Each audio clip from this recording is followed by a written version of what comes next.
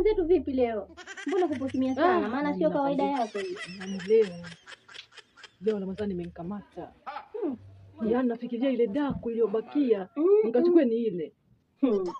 Yaani wewe. Yaani mwanaume unakula wewe.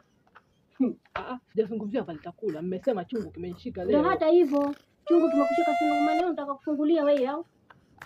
Sio kufungulia. Sasa hapo unamaanisha nini? Nataka nikachukue ile daku nile sio kufungulia bwana. Kwani kula ni kufungulia? Huko unafungulia. Wewe vipi wewe? Fungulia mimi. Hamna kufungua hapa mpaka saa 12 ndio tutakula wote. Mwanamke ana roho mbaya tutakuniua mimi. Tutakula wote, sio nataka mkuue. Utakuja kuniua na kwambia utakuja kuniua. Mimi na vile tumbo hivyo. Hivyo vidonda vya tumbo vimekuanza lini wewe mume wangu? Miaka yote tunafunga leo ndio unasema leo ndio vidonda vya tumbo ndio vimekuanza leo. Nyie kuna watu wameoa, mimi ndio nimefanyaje? Yaani mwanamke tena na huruma wewe nyie. Hamna kufungulia hapa. Yaani hapo mpaka saa 12 hapo. Sawa. Na kwanza nataka nikae karibu sana wewe maana hapo usije ukaenda huko kafungulia. Sawa bwana. Sawa, yameisha.